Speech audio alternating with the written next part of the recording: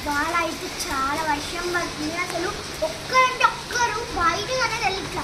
ఎవరో ఒకరు rain coat వెళ్ళి వేసుకొని వెళ్తున్నారు తప్ప మొత్తం తడిచిపోతున్నారు. రెయిన్ కోట్ వేసుకున్న అంబ్రిల్లా పట్టుకుని మొత్తం తడిచిపోతున్నారు ఫ్రెండ్స్.